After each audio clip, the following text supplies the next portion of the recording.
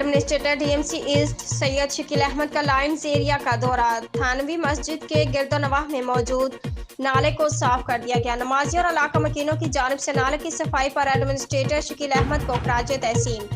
मसाइल हल करने के लिए हर मुमकिन इक़दाम बरोकार ला रहे हैं। मसाजिद के अतराफ बल्दियाती मसाइल के हल पर रब के हजूर शुक्रगुजार हैं। मसाजिद इमाम बारगाहों के अतराफ बल्दियाती मसाइल हंगामी बुनियादों पर हल होने चाहिए।